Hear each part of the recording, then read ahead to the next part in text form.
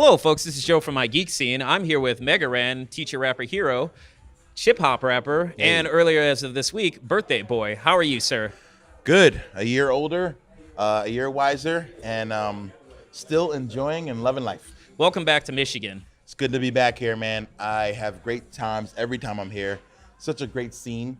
Great combination of all the things I love here. Music, gaming, geeks, like everything's here, and I love it. Well, your name is based on, obviously, on Mega Ran. No, sorry, not Mega Ran, but Mega Man. Correct. What are your thoughts on the upcoming Mega Man 11? Well, I played the demo, and I really like it.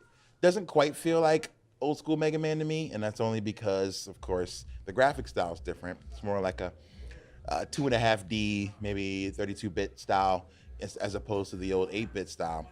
So it's going to take some getting used to, but I like the new stuff they added. The gameplay is cool. The weapons are cool, and it's super challenging. So that's really what I expected.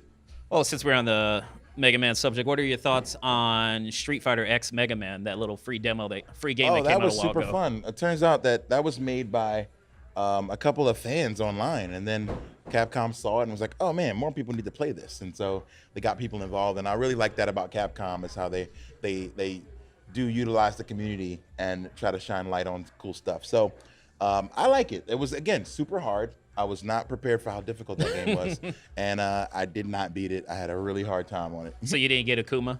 Nope. So what new games are you currently playing now? Well, I've been playing Octopath Traveler a whole bunch on the Switch. Love that game a lot.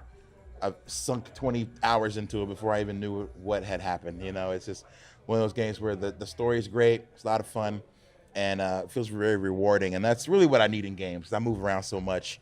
I want to be able to either play something super quick and mindless or something that will definitely grab my attention. Nothing in the middle. So I played God of War a whole bunch. And then when I get on the road, I play the Switch. So I'm playing Octopath right now, and I'm loving it. I'm so far behind as far as games go because I recently bought Horizon Zero Dawn, the complete edition, for like $16 off Great of the game. PlayStation Network. What a deal. That's a great game. So far, I'm enjoying it. I mean, it reminds me of Breath of the Wild. Absolutely. The shame part of that is that game came out around the same time as Breath of the Wild, and it kind of got ignored. And it's similar, but it's really, really great. One of the best first-party titles that Sony's done in a long time, and you benefited from getting it at a good price, which I think is the key. You said you were late on games. I think that's really the way to game, is to take your time, because you get games for a lot cheaper. Oh yeah, for sure. You don't have to pay $60. But then again, running a website, I don't have like a whole bunch of time to play what's current or to play video games, period. So I'm like so far behind, it's ridiculous. Oh man, as long as you have a never-ending backlog like myself, then you'll never be bored. Don't even get me started on that one. But there's some, granted, yeah, we've been talking about video games, but there's some that I really don't get to hear you talk about a lot, like in your interviews, comic books. So why is Killing Joke one of your favorite comics of all time? Oh man, I can remember reading it in middle school and bringing it onto the school bus, and everyone passing it around after we finished it, and just sitting there kind of jaws dropped open. Like, it was the first time for me that comics really got kind of real. You know, it felt darker, more serious than anything that I had read prior to that. And it's just always stuck with me. It was a really crucial time for me. I used to go to a comic shop called Cave around my way, and they would look at you funny if you went in there by yourself as a kid, because they thought we were just there to cause ruckus and steal, and So my mother would always be like, make sure you have money when you go there. So she'd give me $5.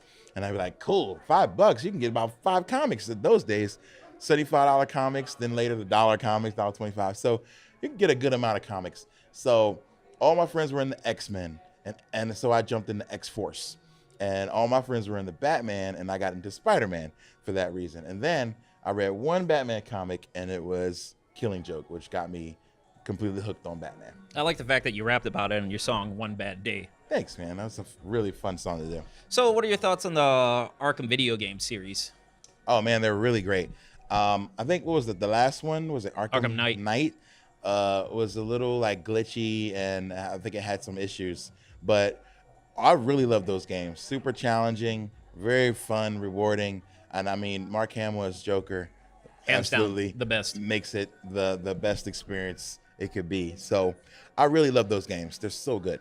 I mean, like, I enjoyed the original trilogy, and Origins was nice, but I felt like City was the best out of all three of them because, like, Night, granted, gameplay and graphics wise is amazing. I just felt like it fell short story wise because Paul Dini didn't come back. Yeah.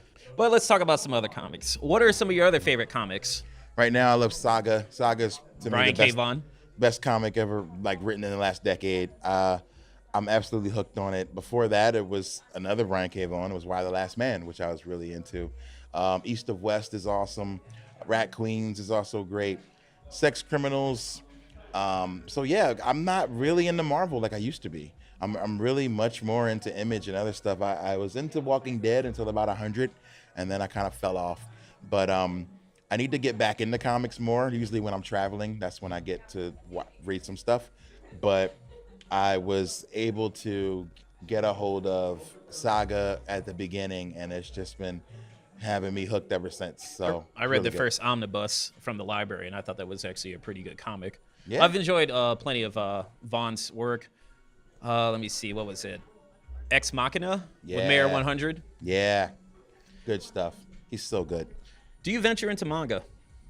No, I do not. I have some friends who are So much for that topic. big into manga. I hope you didn't have a bunch of manga questions. No, I did not have any manga questions at all. No, I've really never read a manga, to be honest. For real? And, that seems strange, but no, I haven't. I don't know. I've never flipped open a manga in my life. Sir, you are missing out on so guess much. I I mean, I am. know you're busy. I'm a little busy, but I got friends who are all about it. So like they'll read like I watch Attack on Titan, but they read it, so they're way ahead, and they're like, dude, it's so much better. You need to be reading this. And I'm like, I will, but man, I can't. It's just too much. I got enough media to consume at this point, you know? Has Novelist had this conversation with you? Oh, absolutely. This was in Japan, I'm pretty sure, at some point on a train, him trying to explain to me why I need to be reading manga. So it needs to happen, I admit.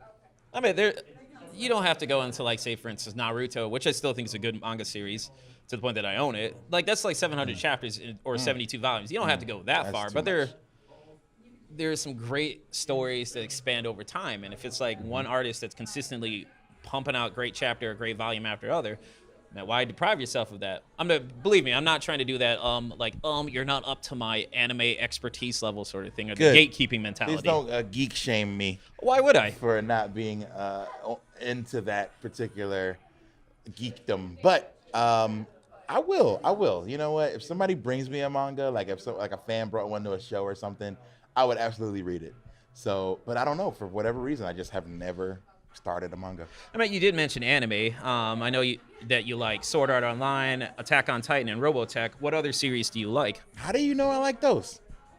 A Funimation interview that you did a long time ago. I do my research. Good. My Hero Academia, I just started. I really like. Oh, that's a pretty good series. Gosh, what's the other one? What's the boxing one? Megalobox? No. Ippo? Ippo, yes. I really love Ippo. That has over like 1,000 episodes. I know, but I only watched like the first 10 and I really loved it. So I'll get back into it at some point. But I liked it. What else? GTO. Great teacher Onizuka. I mean, you know, as a former great teacher, I was big into anything that would big up education.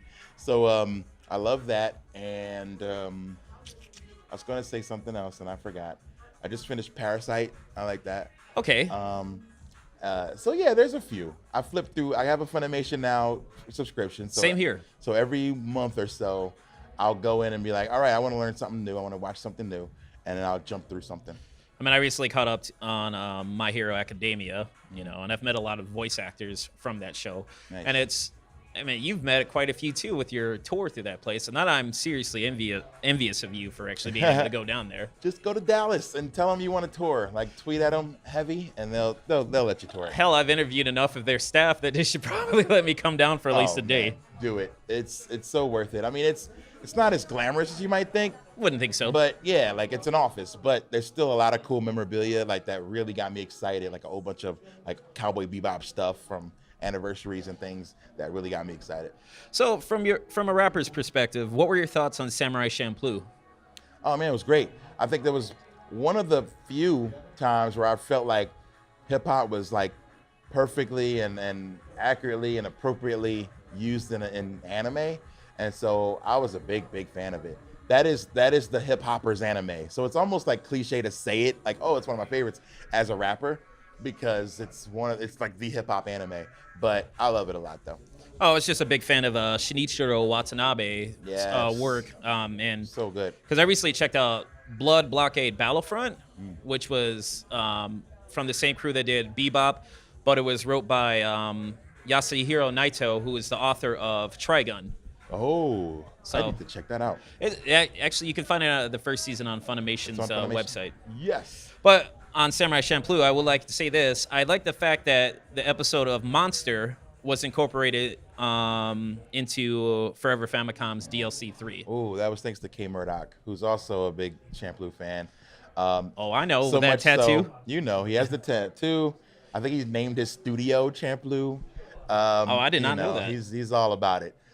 So yeah, he used that, and it's funny because he's always very secretive about his sample sources, and so you would have to notice it and recognize it for him to tell you. Like anytime if you come and be like, "Hey, where'd you get that from?" He'd be like, not telling you, got to dig for it, like I did, Yeah, when I So- interviewed him earlier this year, he was asking me like how I knew some of the samples. Not necessarily from Champloo, but just in general. Yeah. So you mentioned that if you were going to write a song about an anime series, you want to be the first one to do it. So do you have a series in mind? No, I All right, can't answer so that much for that question. one. I can't answer that. If I answer it, someone will do it. That's just my luck. So, nope, I can't say. That is fair. It's literally like, I mean, at this point, you can search YouTube for any anime and write rap at the end of it, and you'll find it. You know what I mean? And I think that's awesome that it exists. But again, I would want to be the first, and I would want to give it more care than the normal.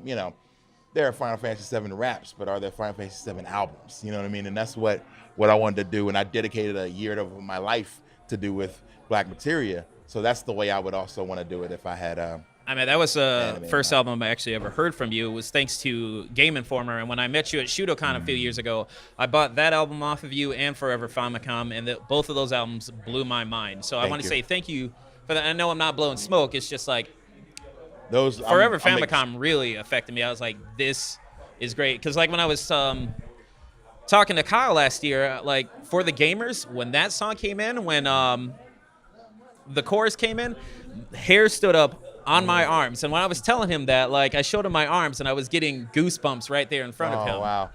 Dude, that is such an honor. I mean, that's a song. It was one of the last songs we did. I knew that DuckTales had to be reflected on it somehow because it was one of the most important NES games to me. It's funny. I stream now on Twitch and sometimes on Facebook, and I just started streaming DuckTales 2, a game that I didn't know existed until probably 3 years ago for the NES. Are you familiar with this? Yes, I am familiar with that. Never played it. I mean, I never even played the original DuckTales. I played the remastered game that came out for the PS3. Okay. So you never played the original? No. Okay, so was it just the fact that the song was dedicated to the gamers that made your arm hair stand?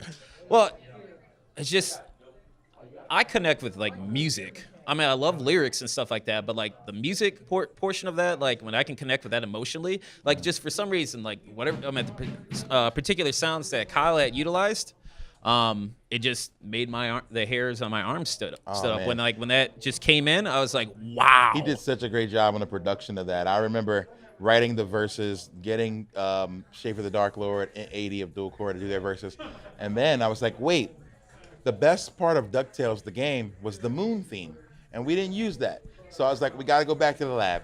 And so we did a little breakdown at the end where the moon theme comes in. There's the countdown of the actual moon landing and a lot of really cool things that happen in that song. And then I go into a verse that's probably one of the most important verses I've ever written, where I talk about all the games on Nintendo that I've beaten. Super Mario Trilogy, Billy Lee, Jimmy Lee, Castlevania Contra, Load Runner, Super C, and so on. And so it's one of my favorite moments. When I play that, I still get the smile that I got when I first heard it. And it's just one of those things. Forever Famicom truly has the right name because it's forever. Like I feel like that album is eternally a piece of me. And it's me and Kyle at our finest moments. And I appreciate that you two created that, and I'm Thank looking you. forward to more collaborations down the road because It's coming. I know there's something coming, but I won't talk about it. But I know there's something coming. Well, we work on stuff just to kind of satiate that need for more. We work on stuff for Patreon every month. We did one for Hollow Knight. He did a great one called Green. I haven't even played that game, and I really want to play it so bad. You gotta play it. It's so good. It's on Steam and it's also on Switch. But again, your backlog is crazy. But it's hard as crap. So that's a game you're easily gonna put 25, 30 hours in. So I would say just give it an hour. You'll like it. You'll enjoy it. And then if you want to come back to it, you can. But so good. Such a good game. Really hard, but great music.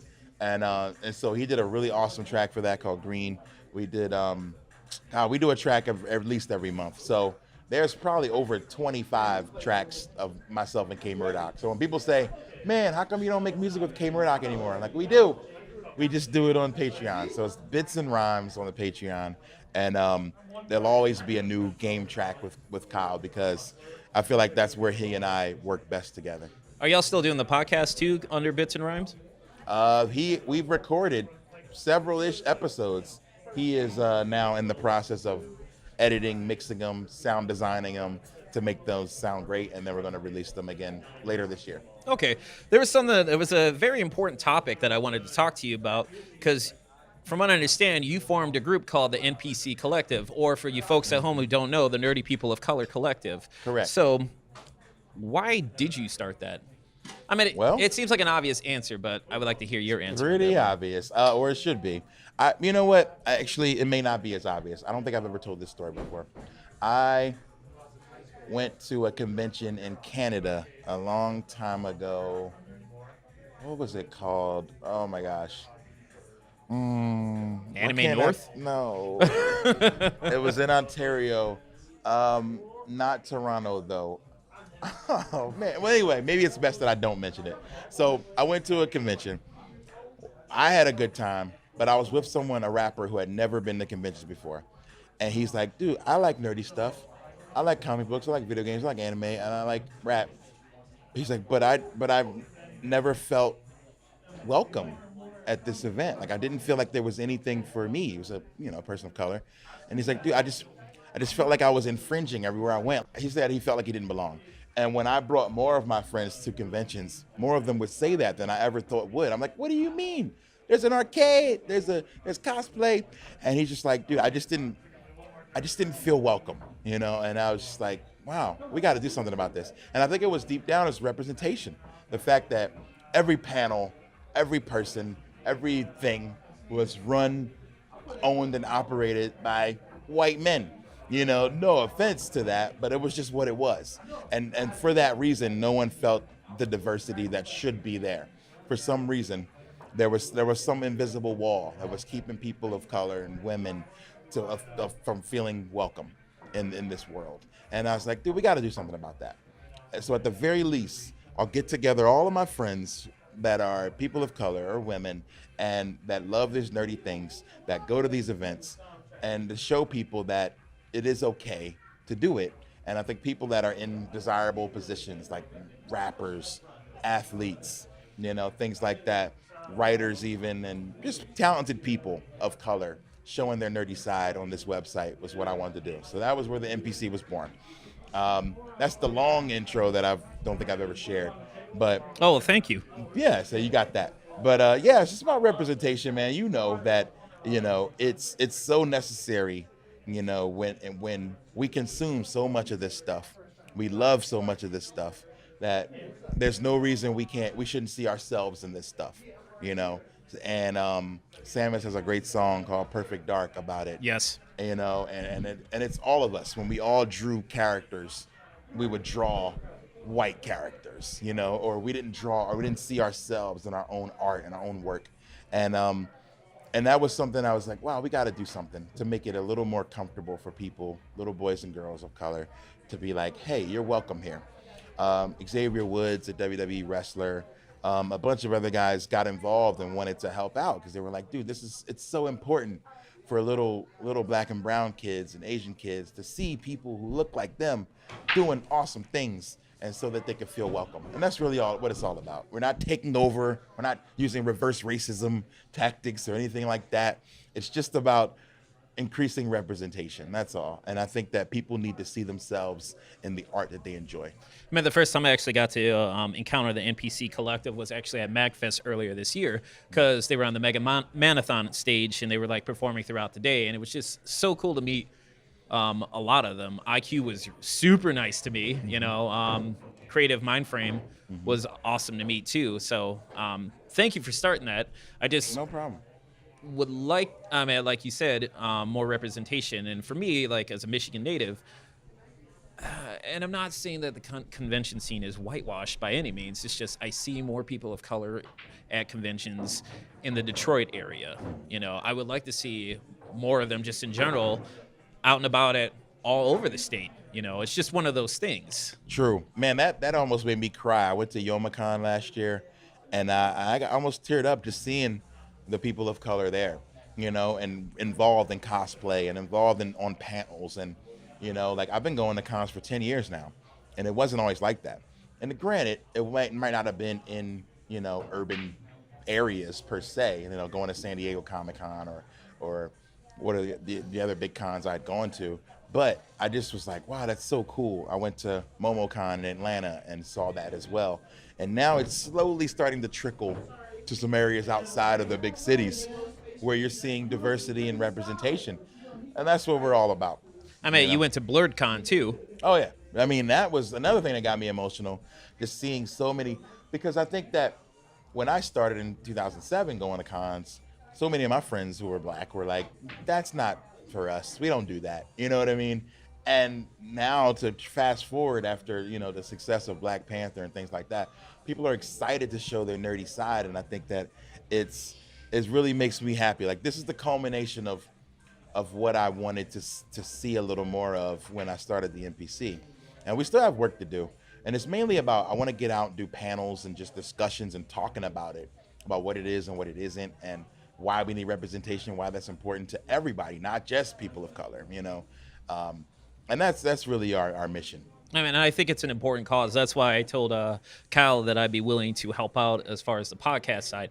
He knows more about that stuff than I do, but he definitely wanted to use some of my interviews from the past to showcase on there. We can definitely use your help.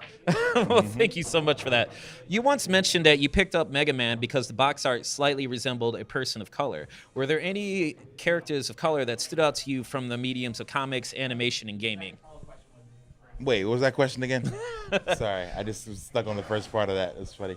All right, go ahead. All right. So did you? All right. So you picked the Mega Man box art because the character was slightly a person of color. At least it looked at it from back in the day. The original box art. Sort of. Kinda.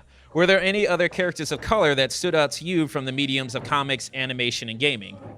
Well, definitely. There's one. We'll take it back a little bit with comics. There's one called Brother Man that I hope you've heard of. All right. I don't know how to pronounce his name, but I have met him at Motor City Black Age of Comics. The writer, the creator of The Brother creator. Man? That's awesome. Brother Man was the first time I had ever seen people of color in the medium that I enjoyed. And that just made us so excited. We all watched it, read it on the block. We passed around the comics. There was another comic called Grendel. By Matt Wagner. Yes, Grendel was so good. There's another. I never mentioned that in an interview either. It just came to me. What else?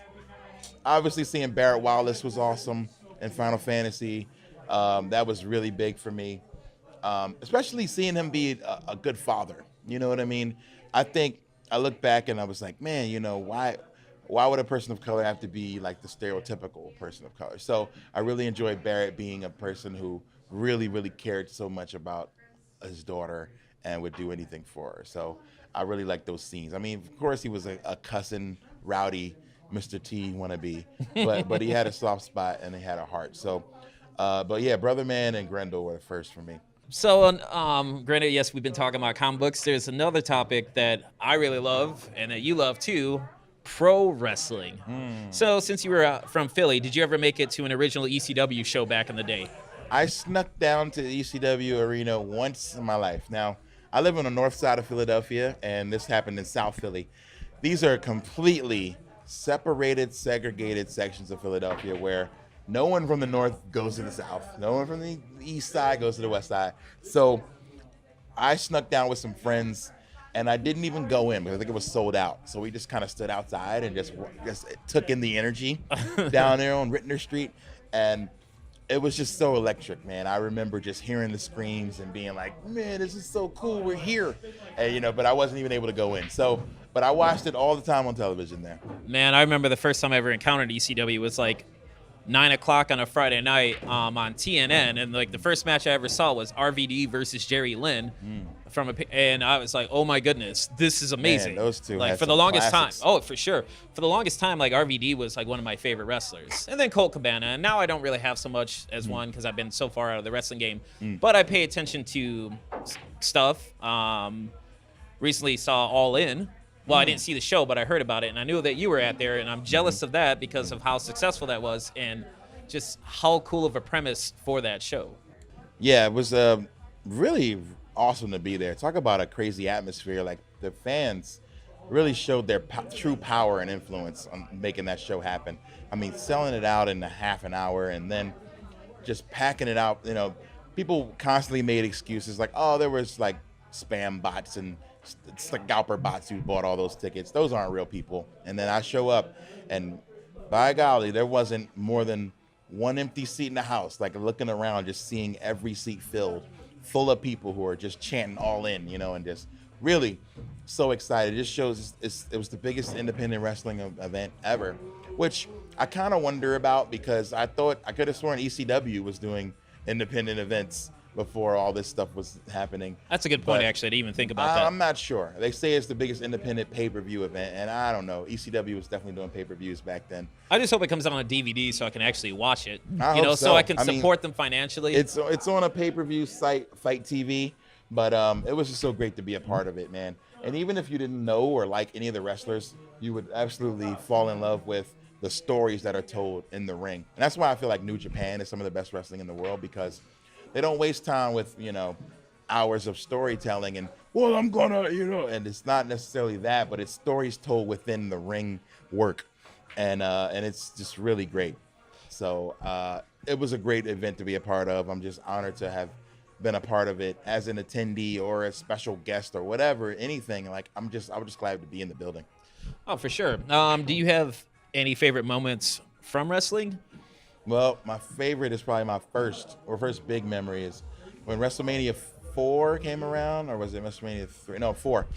They had a tournament in Philadelphia, which is a big wrestling city. The event didn't happen in Philly, but they allowed us to purchase tickets to go into our stadium and watch it on closed circuit TV. So myself and my cousin did that. We ate popcorn, bought a Macho Man foam finger, and my guy, my favorite, Macho Man Randy Savage, won the world title. And I had a poster and a foam finger, and I was walking out going, ooh yeah, like I was just so excited, and it was one of the best moments of my life. The cream rises to the top. Dig it. So, did you have any favorite matches with Macho Man? Oh man, WrestleMania 3, him and Ricky Steamboat is probably my favorite. Probably, arguably, a lot of people say the best match of all time, just because of how meticulously and just like painstakingly it was put together. Reading the stories later, Macho was extremely like obsessive about having the best match on the show.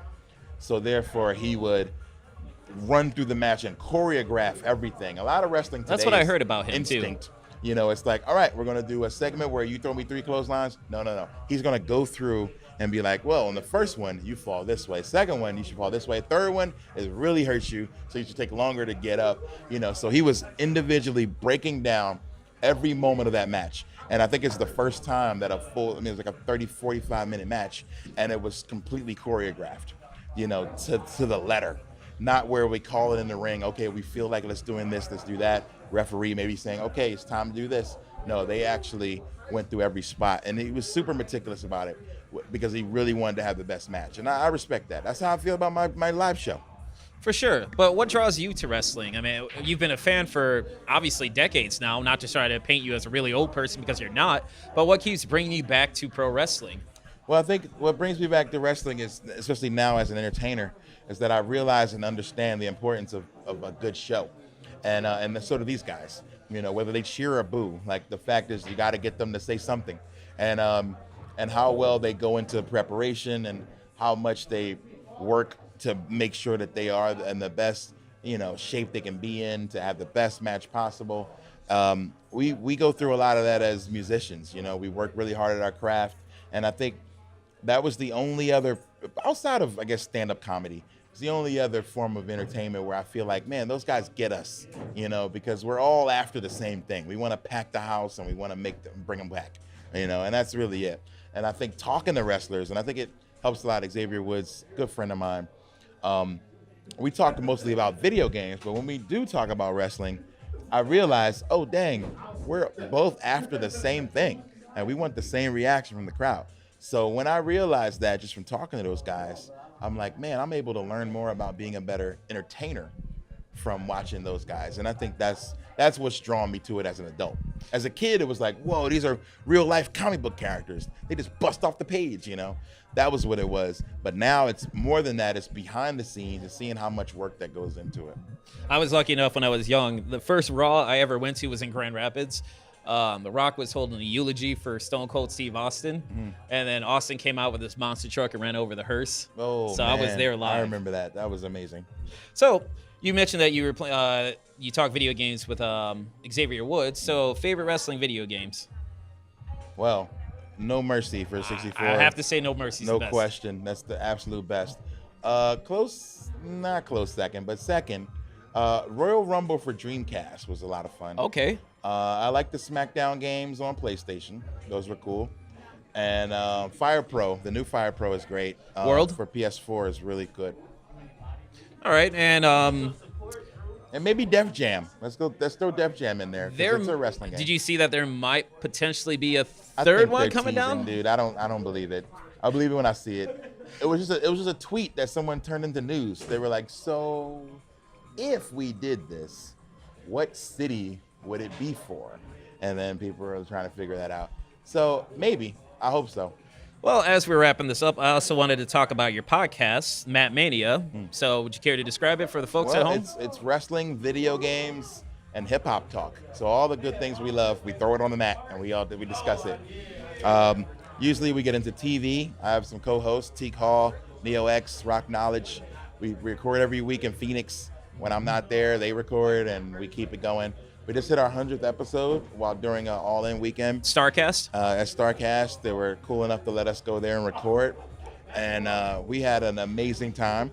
So I will continue to work hard on bringing you guys great work. And I think I'm learning more about myself as we podcast, learning how to be better at it each week. So it's a learning experience for me, as well as it gives people who want to maybe hear a different side of me, hear me talk about things that aren't about music, you know. So that part is cool, and I love doing it. I mean, I've been enjoying what I've heard so far because I've listened to a few episodes. Nice.